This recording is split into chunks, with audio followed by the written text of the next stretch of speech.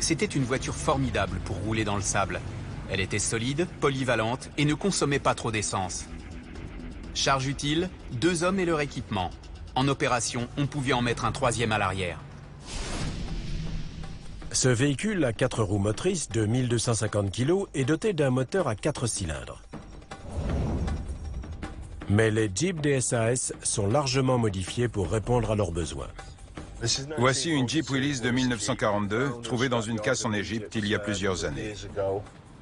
Comme cette voiture devait transporter des charges plus lourdes qu'une Jeep normale, avec les bidons d'essence, les munitions, l'eau et les soldats, on l'a dotée d'un ressort à lame plus épais.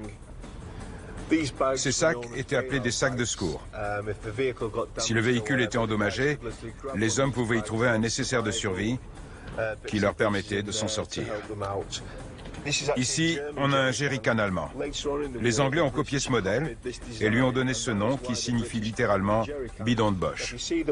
La croix blanche indique qu'il s'agit d'un bidon d'eau et non de carburant. À l'arrière, on trouve 2 roues de secours. Les crevaisons étaient très fréquentes sur ce terrain accidenté. On trouve également 2 plaques à sable. Quand la Jeep s'enlisait, les soldats les plaçaient sous les roues pour pouvoir repartir le plus vite possible. C'est le véhicule parfait pour engager le combat avec l'ennemi. Chaque Jeep est équipé de mitrailleuses jumelées, parfois récupérées sur des bombardiers. J'avais pris une Vickers K sur l'épave d'un bombardier et je l'avais réparée. Elle était impressionnante. La Vickers. Quand le SAS était en opération en Afrique du Nord, les armes étaient rares, sauf celle-ci. La RAF en avait plein et Sterling en a profité.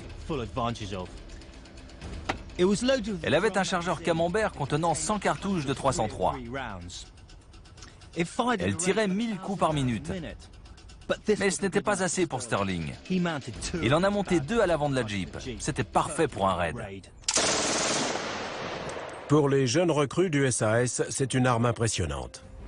Elle avait une cadence élevée, mais c'était une mitrailleuse aérienne. Et au sol, sans système de refroidissement, elle chauffait vite. Ceci dit, nos interventions étaient très brèves. On arrivait, pan, pan, pan, et on repartait. La Vickers permet à Sterling d'adopter une approche tactique totalement nouvelle. J'ai dit, allons à l'aérodrome et mitraillons les avions depuis nos voitures. On a des Vickers de la RAF qui sont faites pour abattre les avions. On va faire une petite virée et en détruire autant que possible. Mais dans le chaos d'un raid éclair nocturne, plus de 60 mitrailleuses vont cracher un déluge de balles depuis 18 Jeeps. Sterling doit maîtriser la puissance de feu de sa formation. Quand j'avancerai, suivez-moi en 2 colonnes. Et quand je tirerai une fusée verte, ouvrez le feu de chaque côté sur les avions. Restez parfaitement alignés en file indienne, à 5 mètres les uns des autres, et ne dépassez pas les 7 km/h. On pourrait croire que le SAS mise tout sur la vitesse, l'agressivité et la surprise, et qu'il repart aussi vite qu'il est arrivé. Mais lors d'un raid nocturne, il faut concentrer la puissance de feu sur les cibles et éviter les tirs amis.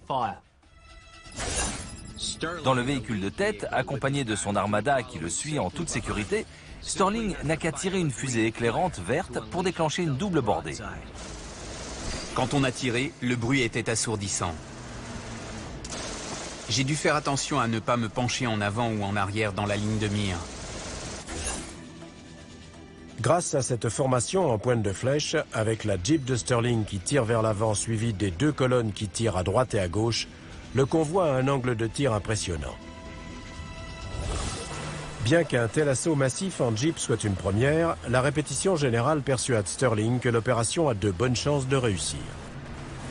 L'attaque aurait au moins l'avantage de la surprise.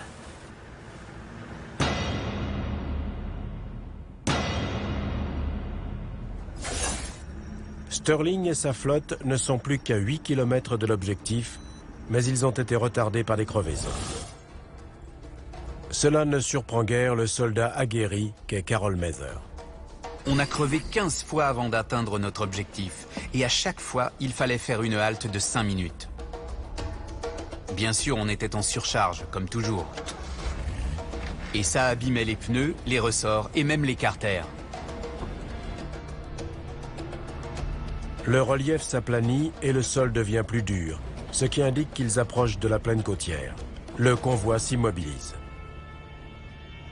Le navigateur du détachement, le caporal Mike Sadler, dit à Sterling qu'ils sont à moins de 2 km de l'aérodrome. Après 65 km et 3 mesures au compas en pleine nuit, c'est un tour de force incroyable. Le GPS n'existait pas encore. En journée, le SAS naviguait au compas, trouvant le vrai nord d'après la position du soleil à midi. Et de nuit, ils utilisaient un théodolite qui mesurait précisément les angles sur de longues distances grâce aux étoiles. Les soldats vérifient leurs armes et leurs munitions. Sterling récapitule le plan d'attaque une dernière fois. Il parlait avec désinvolture, comme si on partait à la chasse aux canards. Les gars, on n'a pas beaucoup de temps. Aux abords de l'aérodrome, roulez de front et en ligne. Et mitraillez tout le secteur. Souvenez-vous, tirez en bas sur les réservoirs d'essence. Après l'attaque, la formation se séparera en plusieurs groupes qui s'échapperont chacun de leur côté. Ils devront ensuite rouler le plus vite possible vers le sud et le sud-ouest de l'aérodrome, où ils regagneront leur point de rendez-vous indépendamment, en ne se déplaçant que dans l'obscurité complète. Mais il faudra parcourir plus de 65 km dans le désert.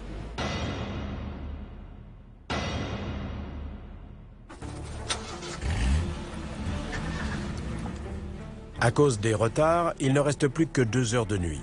Quand le jour se lèvera, les SAS deviendront des proies. Ils devront s'en remettre à leur savoir-faire et à leur entraînement pour intervenir seuls en territoire ennemi et remplir leur mission coûte que coûte. Ils savent ce qu'ils ont à faire. Si l'un d'eux est tué ou si le plan change, ils devront continuer.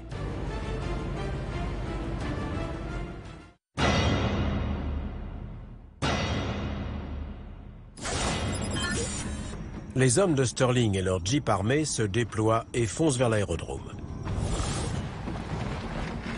Soudain, à quelques centaines de mètres de la piste et de leur objectif, des dizaines d'avions allemands apparaissent, éparpillés sur la base aérienne.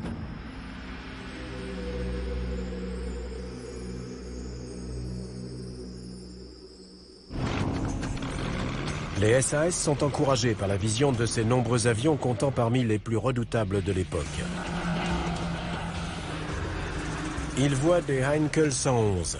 Ces bombardiers moyens étaient à l'origine des avions de transport.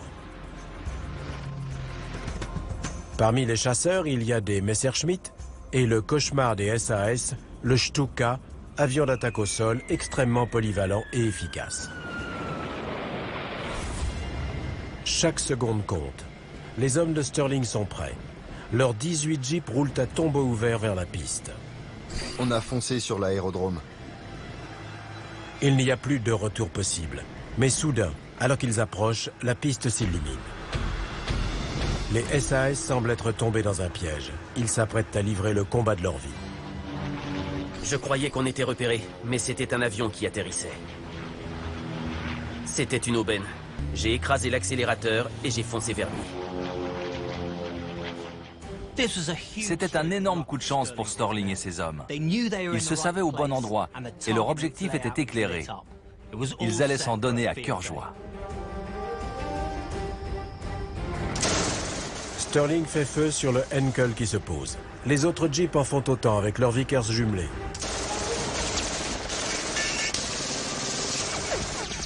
Alors qu'ils roulent le long de la piste, l'avion est criblé de balles. Puis Sterling focalise l'attention de ses hommes sur les 2 rangées d'avions. Il tire une fusée éclairante. Les jeeps se mettent en formation de pointe de flèche. Cooper ouvre le feu sans attendre. Il roulait en plein milieu de la piste. De part et d'autre, il y avait des rangées d'avions. Et les Vickers jumelés tiraient sans relâche. Plus expérimenté, le lieutenant Mather est à l'arrière du convoi. On suivait David en 2 colonnes. En 1 minute, on a été au milieu des avions en stationnement. Il y avait des Messerschmitt, des Stuka, des Junkers et des Heinkel partout. On serpentait en roulant au pas et en les mitraillant tous sur notre passage. Chaque Vickers a plus de 1500 mètres de portée. La soixantaine de mitrailleuses offre une cadence de tir impressionnante de plus de 60 000 coups minute. Nos chargeurs contenaient un mélange de munitions chemisées, perforantes, traçantes et incendiaires. Il existe plus de balles qu'on ne le croit. Le SAS en utilisait 3 types. Les balles chemisées ou ordinaires sont conçues pour tuer. Les balles perforantes en tungstène, pointues et très dures, servent à percer le métal et les blindages. Les balles traçantes laissent une traînée lumineuse qui permet de voir où on tire et de mieux viser sa cible. En combinant ces munitions, les SAS pouvaient tirer avec une grande précision en pleine nuit. Ils pouvaient tuer, perforer et détruire n'importe quelle cible. Un vrai tir au pigeon. On canardait tous ces Junkers et ces Stuka. On regardait les balles déchiqueter leur fuselage. Et soudain, boum, ils explosaient.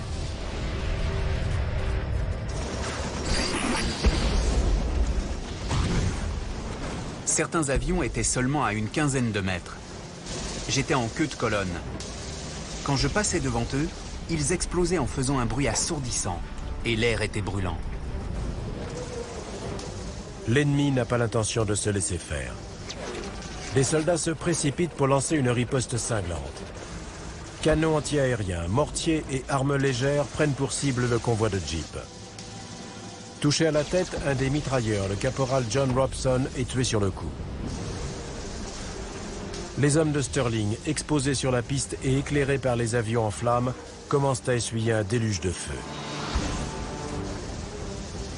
Le commando du SAS a réveillé un essaim de soldats allemands. On tirait sur leurs tentes et on voyait des silhouettes courir désespérément dans tous les sens. Toute résistance est impitoyablement anéantie par les Vickers.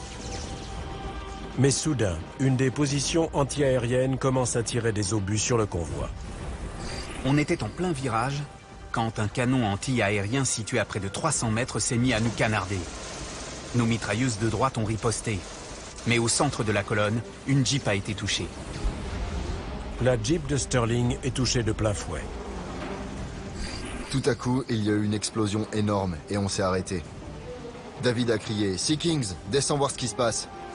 Bien sûr, il y avait un trou dans notre moteur. Il était foutu. En plein dans le capot, un obus de 20 mm. Sterling ordonne à ses hommes de viser le canon anti-aérien qui a détruit sa Jeep. Il l'anéantissent en quelques secondes. Puis il ordonne à tous les conducteurs de couper le contact et rassemble l'unité. Qu'est-ce qu'il vous reste? 2 chargeurs. Un seul. Bon sang, vous les dévorez? Ne tirez que si vous êtes sûr de faire mouche. Bon, écoutez, on va finir notre tour, puis revenir en arrière pour détruire les avions restants sur le périmètre. Et après, on dégage. Allez, en route! La colonne de Jeep s'ébranle à nouveau, détruisant les avions restés intacts. Alors que le convoi fait un dernier passage, Paddy Mayne décide de partir seul en mission. Paddy Mayne a repéré un bombardier intact. Il a sauté de sa Jeep avec une bombe à la main, couru vers l'avion, placé la bombe dans le moteur et il est revenu au pas de charge. La bombe de Lewis, posée par Paddy Mayne, est sur le point d'exploser. Les Jeeps sont dangereusement proches du bombardier. Sterling ordonne à ses hommes de démarrer.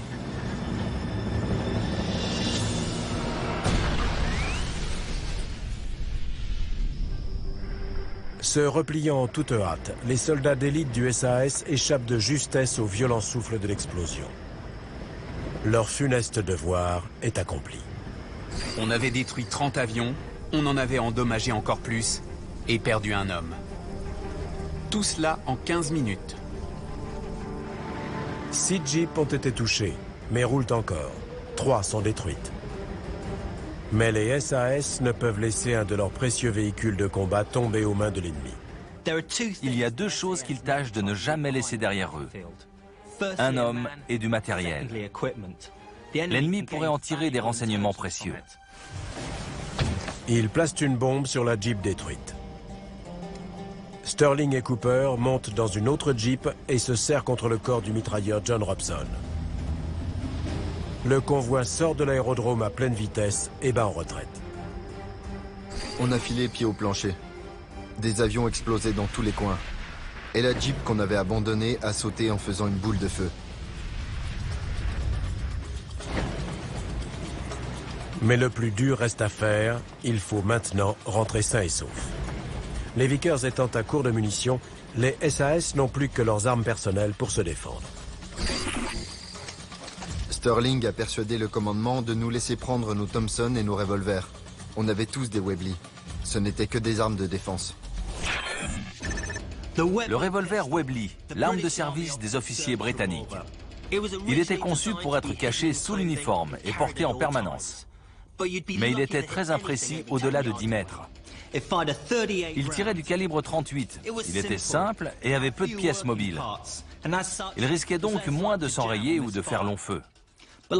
Mais comme la plupart des revolvers, il était long à charger. Et ce modèle ne tirait que 6 coups. C'était une arme dépassée dans une guerre en pleine évolution.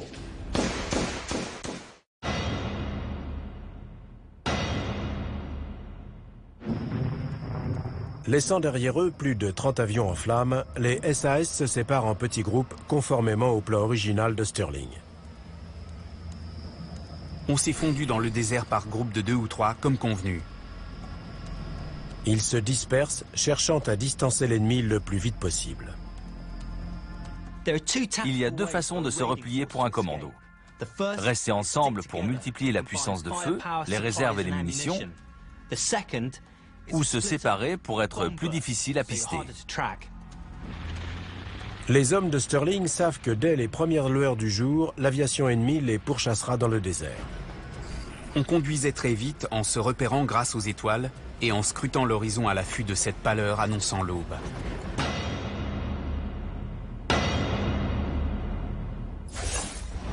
L'aurore révèle les groupes de jeeps du SAS en fuite dans le désert. La plupart ont au moins 15 km à parcourir avant d'atteindre la base avancée. La Luftwaffe va bientôt les prendre en chasse. Le désert peut être votre meilleur allié comme votre pire ennemi. C'est un terrain très propre. Il n'y a ni civils ni bâtiments. D'un autre côté, il n'y a rien pour se mettre à l'abri. Une fois que vous êtes repéré, vous êtes mort. Les traînées de poussière se voient de loin et le bruit porte. En journée, il faut donc rouler doucement. C'est à cet instant que la chance commence à tourner pour le commando. Le groupe de Sterling est constitué de 4 jeeps. L'une d'elles s'arrête, son moteur acéré. Les SAS doivent la faire sauter pour empêcher l'ennemi de s'en emparer. 14 hommes s'entassent dans les 3 jeeps restantes et se remettent en route. Surchargés, ils roulent de plus en plus lentement. Alors que le jour commence à se lever, ils sont égarés dans une zone exposée, à la merci d'une attaque aérienne. Ils trouvent une cuvette et foncent se mettre à l'abri au milieu des broussailles. Quelques minutes plus tard, un calme inquiétant s'installe.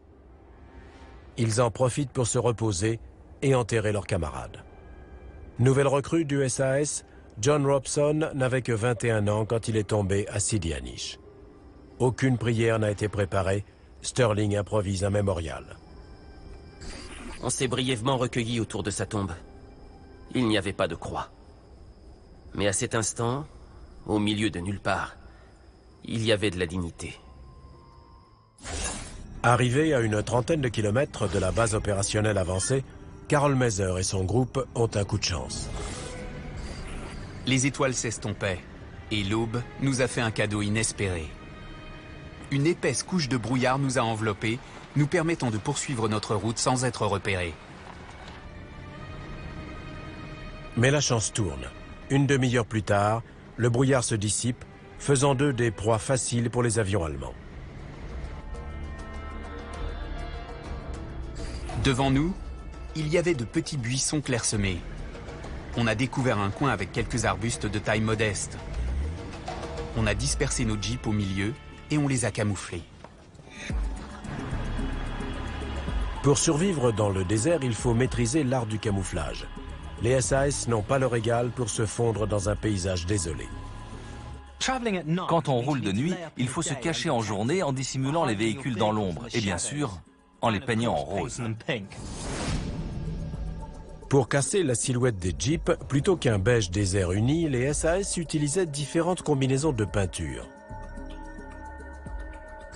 L'atelier camouflait un véhicule et je disais « Non, ça ne va pas ». Le gars se retournait et disait « Bien sûr, tiens, voilà les outils, fais-le toi-même ».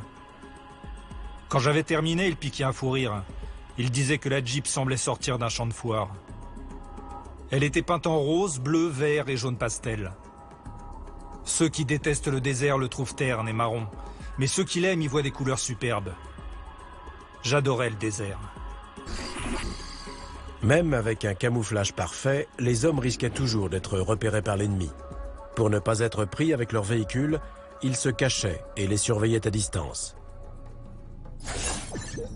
En sécurité dans les broussailles, Carol Mazer et ses camarades décident de se revigorer avec un petit déjeuner. Le thé commençait à peine à bouillir et les saucisses à crépiter que les premiers avions sont apparus. « Avion !» a crié quelqu'un d'une voix calme mais pressante. Un Stuka zigzaguait en cherchant son chemin le long de l'arête des dunes. J'ai dit aux autres de se disperser à plusieurs centaines de mètres des jeeps et de ne plus bouger. Rapidement, les avions ont envahi le ciel, tournoyant rageusement au-dessus de nous comme un essaim d'abeilles furieuses, cherchant à se venger des dégâts qu'on leur avait infligés pendant la nuit. Les SAS ont déjà eu affaire à ce terrible avion d'attaque au sol. Mazer et ses hommes sont sans défense face aux Stuka allemands qui fondent sur eux. On s'est figé. En nous survolant, ils ont tous tiré simultanément une rafale de mitrailleuses.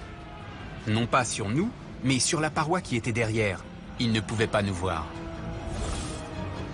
Bien camouflé, l'équipe de Mazer leur échappe, mais un autre convoi de Jeep est toujours là à découvert et risque d'être repéré. C'est maintenant le petit contingent de parachutistes français libres qui est en ligne de mire.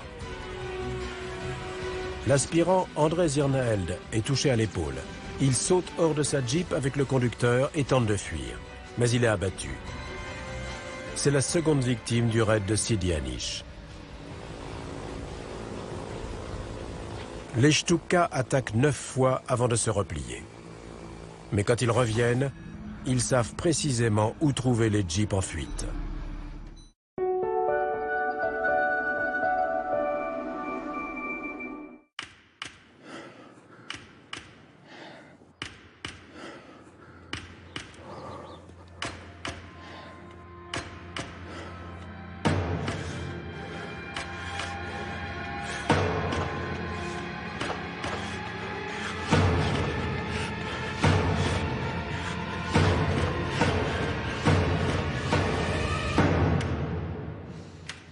Free Solo sur National Geographic.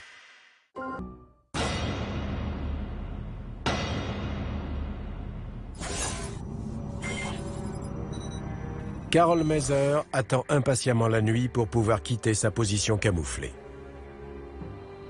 La nuit est tombée. On a ôté nos camouflages, refait le plein d'essence et d'eau. Naviguant uniquement au compas et se repérant grâce aux étoiles, il s'en remet à son instinct pour regagner le quartier général. Le sentiment d'inquiétude habituel a recommencé à s'insinuer dans mon esprit. Et si on se perdait? Et si on tombait en panne sèche? Et il poursuit sa route en suivant toujours le même cap.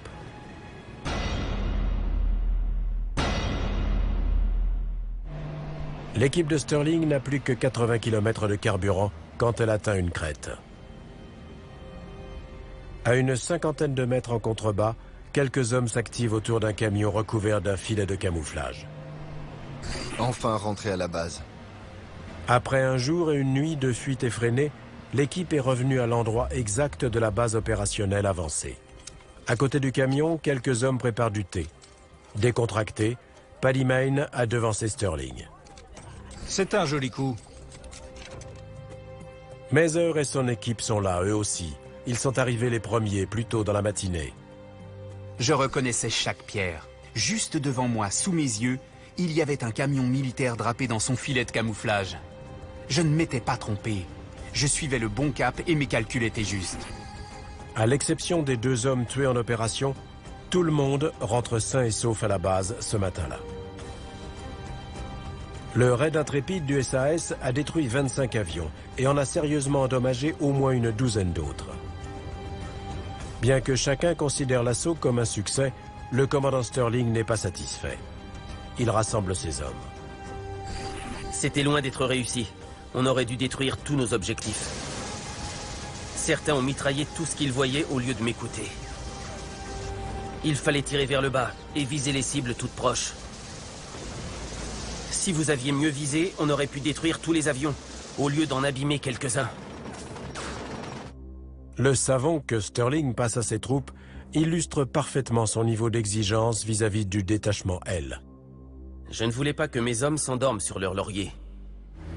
L'attaque massive de Jeep sur Sidi Anish a été le raid le plus spectaculaire des SAS. Après ce succès, ils sont restés en opération dans le désert jusqu'à la fin 1942.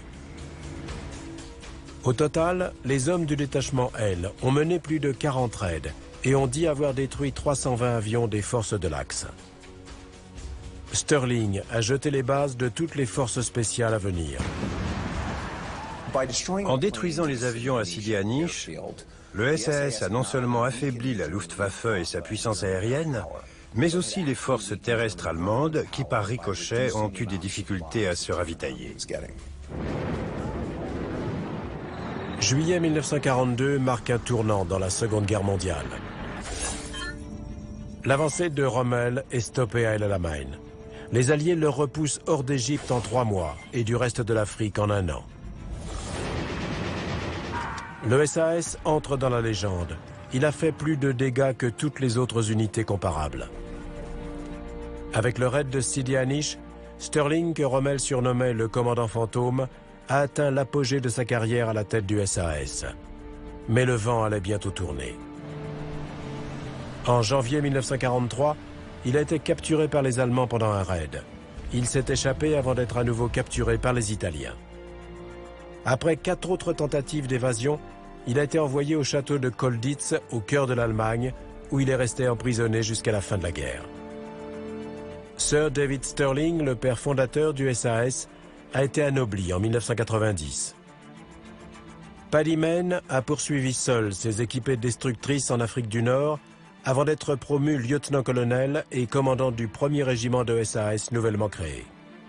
Une polémique a éclaté quand on lui a refusé la Victoria Cross, mais il a été décoré 4 fois du Distinguished Service Order. Carol Mather a également été fait prisonnier, mais il s'est échappé. Après la guerre, il est entré au Parlement britannique, gravissant les échelons du Parti conservateur jusqu'à devenir un confident de Margaret Thatcher. Il a été anobli en 1987. Ces hommes formaient le noyau dur du SAS de Sterling. Leur raid éclair en Afrique du Nord était inspiré par leur devise « Qui ose, gagne ». Une formule qui allait changer à jamais la guerre moderne. Tout de suite, sur National Geographic. Votre soirée sur les chaînes National Geographic, National